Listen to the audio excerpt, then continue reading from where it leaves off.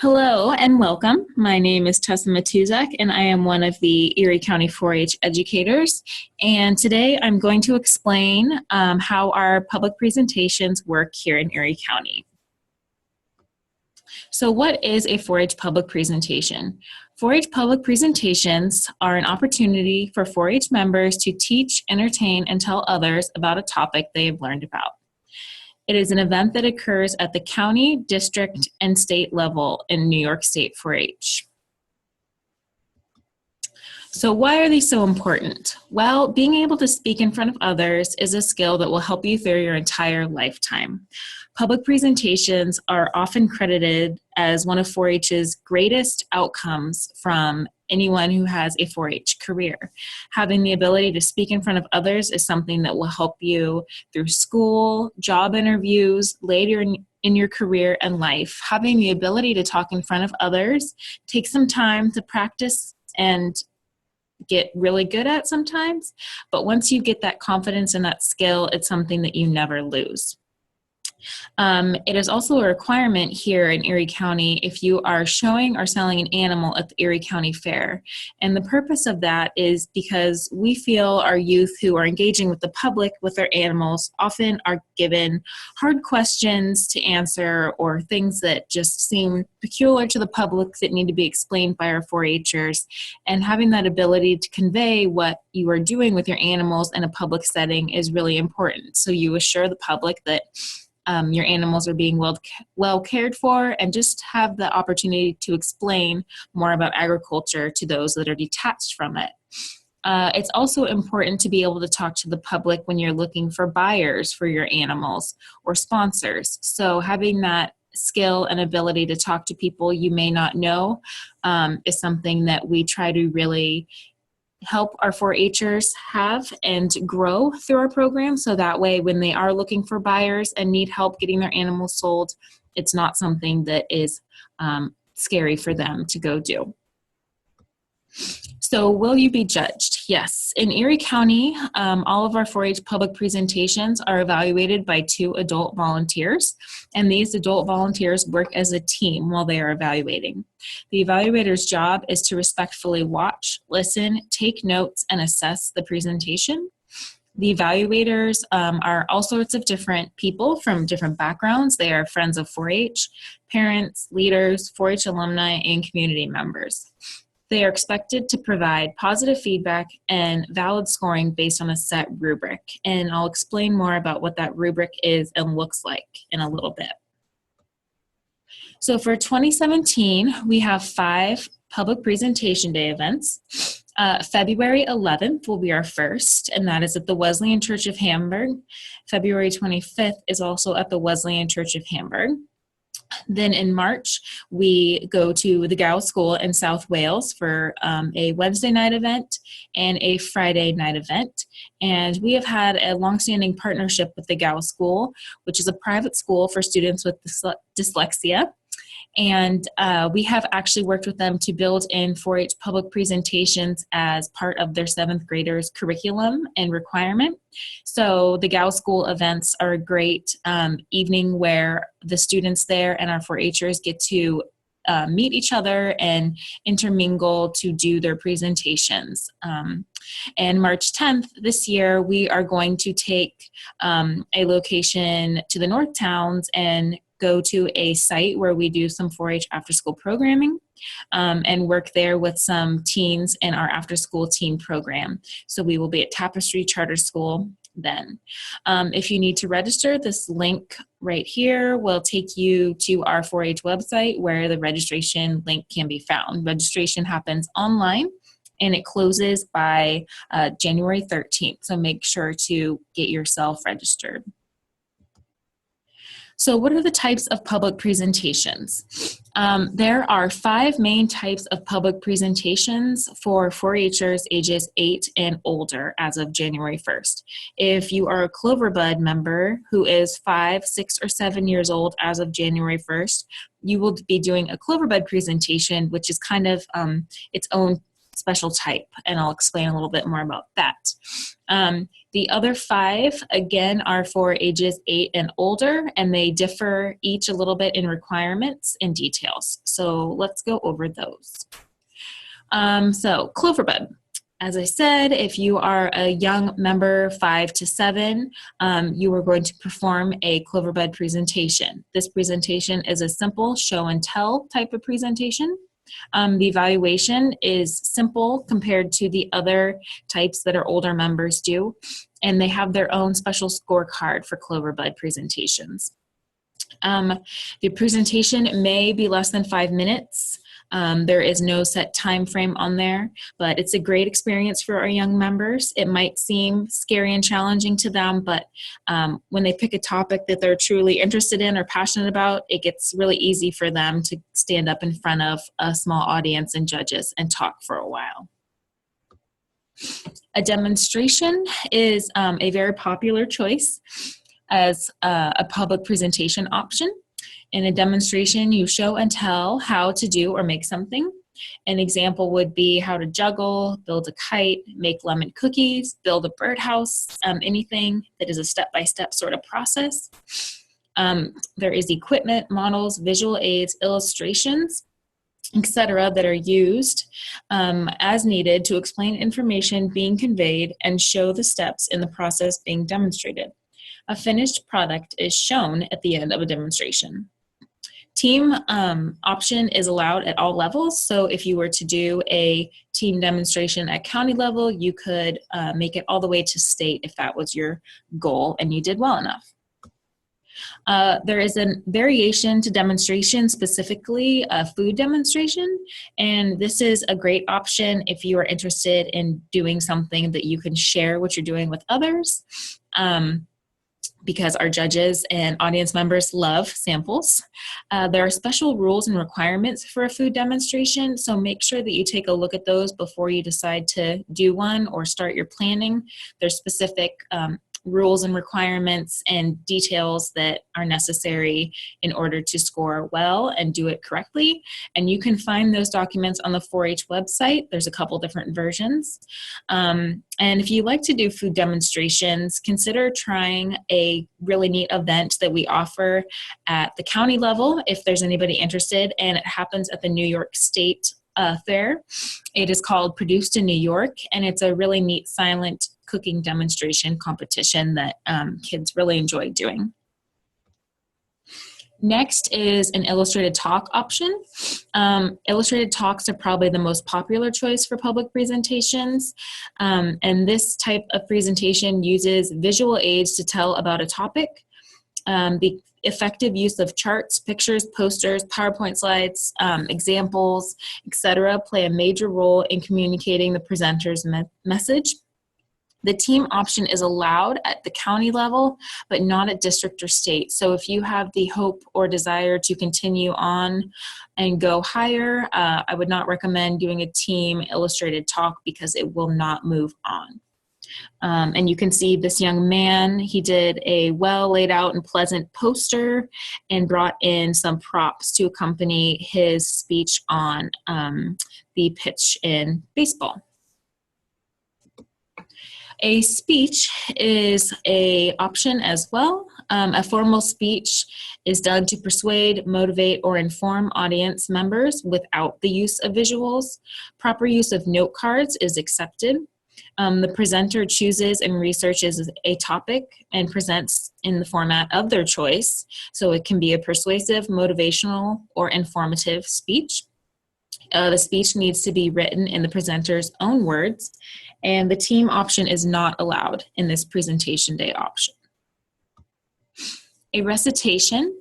A recitation gives a rendition of a pre-written material, for example, an excerpt from Twilight, and using the voice and body language is how you communicate during this type of presentation. So props are not to be used, but appropriate dress to represent the character or mood is acceptable. Memorization is expected for this type of presentation. Material is not original or written by presenter, so something that they found elsewhere. And the team option is not allowed in this option. A dramatic interpretation is our last choice. Dramatic interpretation is a presenter or team delivers a reenactment of a piece of a scripted material. For example, a scene from a play. And this individual or team is judged on costumes, props, and vocal presentation. This should include props and costumes, and original pieces written by the presenter are accepted, and team options are allowed at all levels. So how do you start with a public presentation? Well, first you want to decide what you want to talk about, and going about this by choosing a topic that is related to your interests and what you're passionate about. What are your hobbies, talents, issues important to you? Make it a lot easier to start and enjoy the process, because when it's something you care about, it's just going to come really easy and naturally to figuring out how you want to create this presentation and share your information. And once you pick your topic, it's good to think about what information would be the most interesting to your audience, because you're going to want to be able to keep their attention for the time that you're in front of them and keep them involved in your presentation. It's important to build your presentation around that thought, as well as realize you need to think about the time that you have and what you want to say. So there is an option to have a presentation be as little as 5 minutes or as long as 15. There is no rule to how long it should be or is expected, but you want to make sure that you think about, can you cover what you want to say in the amount of time that you give? And if you've been doing presentations for a long time and are an older age, you are expected to kind of do a little bit more and give a little longer presentation. So that is something you should think about. So how will you deliver your info once you know what you want to say? Well, you can think about some of the things such as requirements and details to each type. And this bit of information is just a reminder of some things that fit with each of the 5 types. So if you choose to do an illustrated talk, you're going to most likely design a poster or a PowerPoint. If you choose to do a demonstration, you'll most likely be designing a poster or have handouts for the audience. Your steps are really what are explaining the majority of your info. If you choose a speech, you're not going to rely on posters or props. Your words are going to tell your information. If you choose a recitation, no poster or props will be used, but appropriate dress to represent the character or mood is encouraged and will help give your presentation that extra oomph. If you choose a dramatic interpretation, you will be using props, costumes, and your words will be working to tell your information in the story.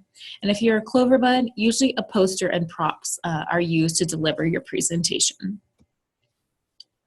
So if you are going to do a type of presentation that involves a poster, there's a few things to keep in mind when you're planning it and designing it. You want to look at it and think about your plan and see, is it well balanced and pleasing in design? Is it too simple or too busy? Sometimes our 4-H members try to cram all their information on their poster. That's not what you want to do. You want to make it simple enough that everything is seen clearly, and you want to use it as a guide to lead you through what you want to say during you're doing your presentation. Are the letters at least 2 inches high? You want to make sure that you can see the poster well and the words from the back of the room. Are the colors pleasing? Does it, excite the audience to look at? Is it attractive in the way you've created your images and words? And does it list your main talking points? And that's really an important thing to remember when you are making your poster, because if you have your main talking points or a picture on there that reminds you of a fact you wanted to talk about, it's an easy way to kind of jog your memory if you come to a pause and forget what you were trying to say during your presentation without having to use note cards. This is an example of a 4-H member who did a presentation on indoor and outdoor bird feeders, and he used a number of colorful pictures, colorful fonts, and borders, and a nice layout of not too crowded, not too minimal, and enough to where it led him through his presentation nicely by guiding him and jogging his memory with those main points. If you'll notice, he also has a bibliography on there, which is great because we're going to talk about sources, and those are important things to remember.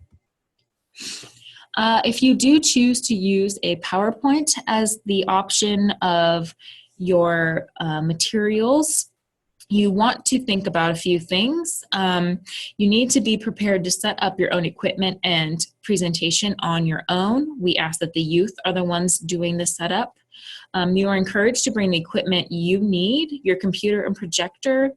The educator will plan to have a laptop and projector on site, but make sure that your presentation and equipment is compatible if you plan to use the counties, because we've had many issues with the presentation not being able to happen because cords don't fit the computers or projectors right, or there's an issue with something else. So make sure you have it on a flash drive, download it. Every backup plan you have, I recommend you do. Do not plan to have Wi-Fi on site at the event location. That's not guaranteed. So if that's something you need, please bring your own internet with you.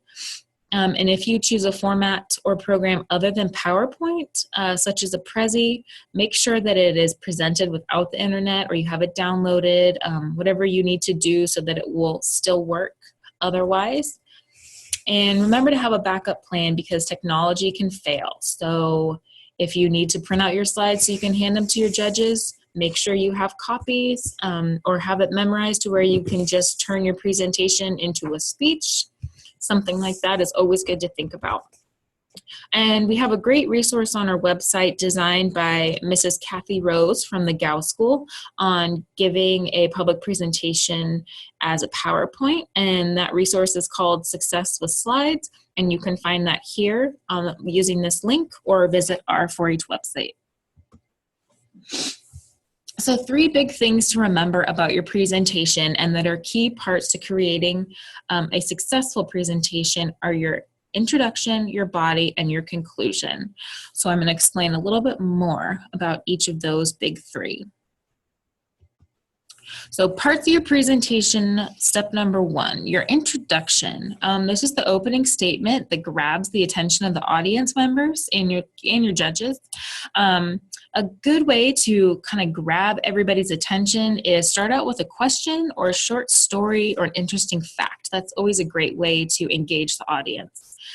Tell the audience what your topic is and convince them that they want to know more during the opening of your presentation through your introduction. And sometimes if you get stuck on creating your introduction first, it helps to skip it and come back to it at the end, because once you have your body and conclusion complete, you kind of know what facts you have to talk about and what information you're going to convey, and you can design a catchy intro after the fact that you've gotten all that other stuff figured out. Next is the body of your presentation. And the body is the main points of your talk or demonstration, illustrated talk or demonstration. Explain how to do something through your body, your topic history, facts or examples.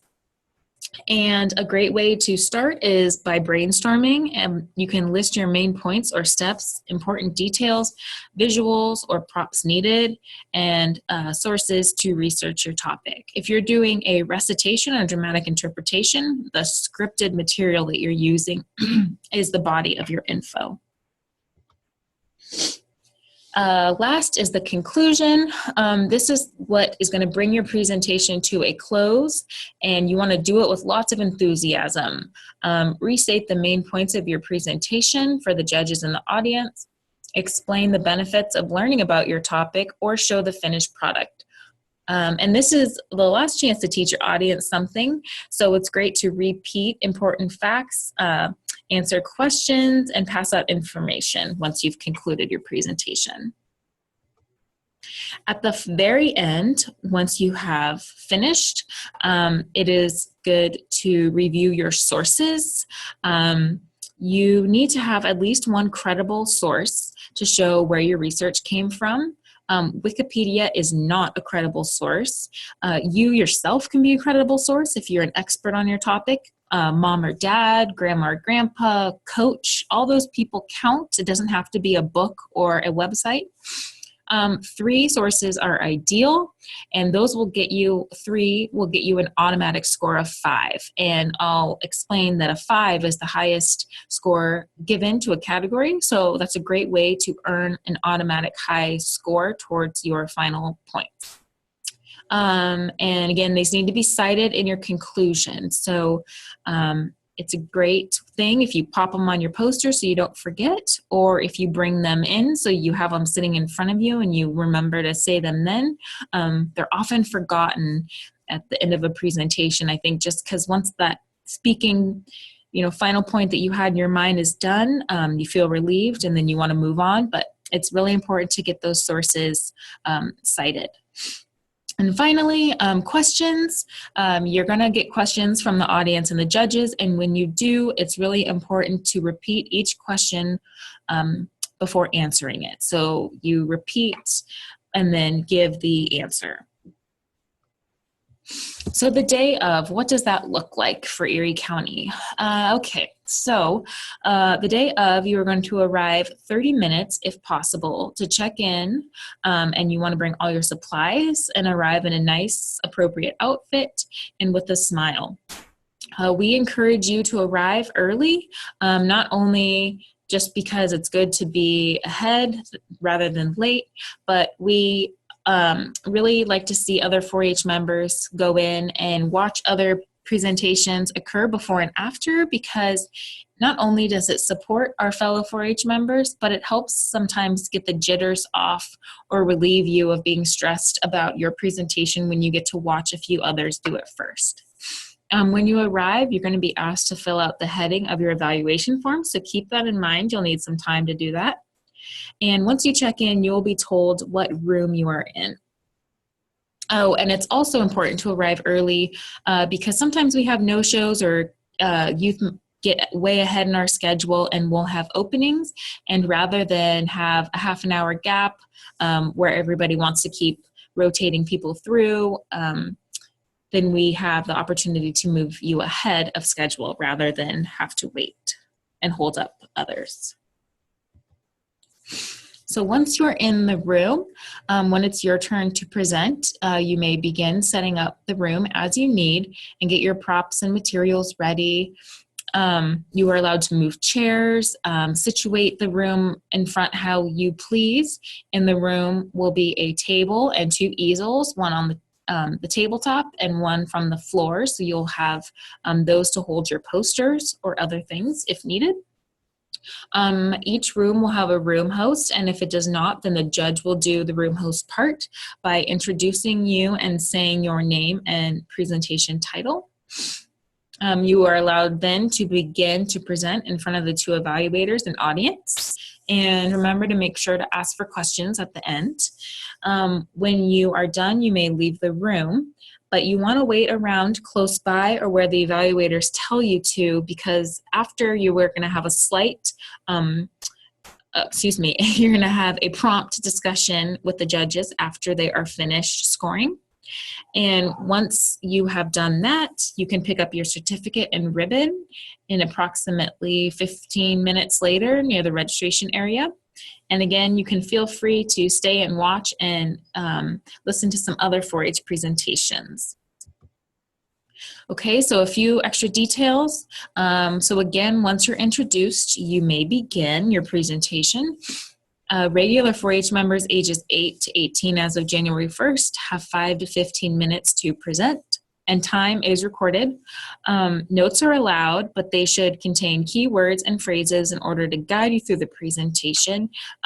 It's not really great when our posters come in and every single word you want to say are all over them. The judges don't look on that well, as you should have some memorization done, and that's a lot of words to be on a poster, so just think about how you can best strategize to remember what you want to say. Your setup should be done by the presenter, and wearing an outfit to match your presentation is a great idea. It is an easy way to get an automatic 5, which again is a high point score. So if you're going to talk about soccer in America, you may want to consider coming in a soccer uniform, because something like that would get you an automatic 5. And again, our post-presentation evaluation details. So this is a private, friendly, one-on-one discussion with the judges that takes place after your presentation to review your score. In this judges conference, parents can come in to listen, but the evaluators are going to be speaking to the youth, not the adults. And your score is based on a rubric. So the judges use this rubric to guide them through the presentation on everything that you were scored on. And your age and experience also play a key role in the scoring done by the judges. So if you're a little bit older and you've been in 4-H for a while, they're going to expect that you maybe have a few things worked out well through the scorecard, that you should be, towards the middle or the top rather than the bottom. If you're a first-time 4-H'er at the age of 16 and never done any public speaking in your life, that doesn't mean that they expect you to be somewhere that a 16-year-old that's been in 4-H since they were 5 would be on the scorecard. So they take into consideration those details of where you are in your 4-H career and you as a person. And ribbons and certificates are awarded after the meeting based on scores. So this is an example of an evaluation guide. This is a rubric used for demonstration and illustrated talk presentations. A couple types of presentations are very similar, so they share rubrics, but each one details out what they are looking for and a number in ranking in accordance to what was given by the presenter. Let's see, scoring. Scoring goes from 1 to 5, 1 being lowest, 5 being highest. So 1 is going to be that something was admitted, nothing there that it's an essential part of the presentation. 2, it was there, but it needs some improvement. A little work can be done. 3, what was being looked for was there and met expectation for experience level. A 4 is above expectation for level. And a 5 is exceptional. There's no room for improvement for age and experience. So definitely want to shoot for those 5s. And again, if you come with 3 sources and wear a special or matching outfit, you get 2 automatic 5s. So really think about that. Ribbons. We have ribbons for Clover Buds that are specific to Clover Bud presentations only. And those are a green participation ribbon. Our Clover Buds are not given a score number per se. They are just given a yes, they participated, no, they didn't type of score, and they automatically receive a ribbon no matter what. Our regular presentations can receive a white, red, or blue ribbon. A blue is obviously the highest level of accomplishment. All expectations were met and went above and beyond. Red is somewhere kind of in the middle. It meets expectations, slightly above what is being omitted or really needs some improvement. But we need to remember that just because red is not a blue, it doesn't mean that a red ribbon is bad. A red ribbon is an accomplishment and an experience that shows that you did a great job and that you went above and beyond the least you could do. And yes, there's a few more things you could get and work on, but it's nothing to be upset over. A white ribbon you should be proud of no matter what. You did a presentation. Public speaking is very difficult for a lot of people, and it's something that you should also be proud of.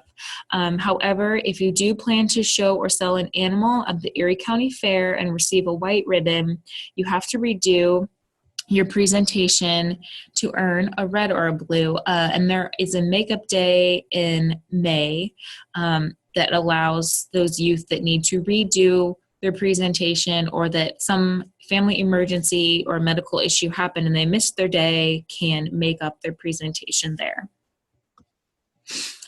So taking it to the next level, county level presentations are a wonderful experience, but it goes above and beyond from that point.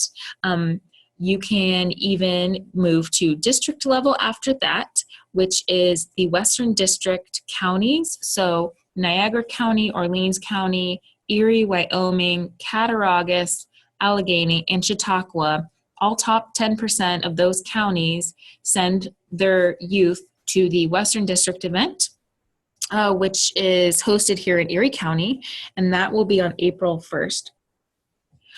Then from there, the top 10% of the Western District goes to the New York State 4-H Public Presentation Day event, and that is at Cornell, usually in May or June. And always good to remember, you can also enter your poster at the Erie County Fair and sign up to do a live public presentation in the Youth Development Building. And entering your poster or signing up to do a presentation is a great and easy way to earn a premium. So don't forget. So practice makes perfect. We've said it many, many times before, but it's true. The more you rehearse, the easier it will be. Definitely take a look at the resources on our 4-H website. You can find helpful information and copies of the evaluation rubrics and score sheets. So that rubric that I had talked about and the score sheets, those are posted under the evaluator resources. And those are key things to look at and take a peek at when you are planning your presentation and revising and preparing, because those are going to tell you what's going to get the top score that you want, what things you need to include.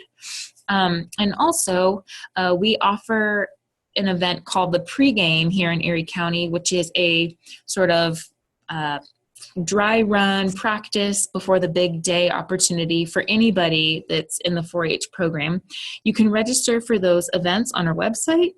We will be holding one January 30th and January 31st, 2 different locations, and come prepared to present at those with a rough draft of your presentation or some level of completed presentation, so that way we can help you edit and work on some things that you can change to do really well on the day of your event. There are some sample presentation videos on YouTube. If you go on and Google, you will find a variety of examples. There are some specifically from New York State posted. They're a bit outdated at this point, but they still show what a 4-H public presentation is. And this link will take you to a sample of an illustrated talk. So reminder again, registration closes on January 13th at midnight. So please, please, please go register if you haven't already. It's really important that you get that in so we can have you on the list and get you scheduled. And again, thank you. Good luck. Additional resources can be found on our website. The food demonstration information that I talked about, this webinar will be posted there, those rubrics and score sheets, and a few other pieces of information. So definitely take a look at all those things before you present. And if you have any questions, you can call or email me. So thank you so much and good luck.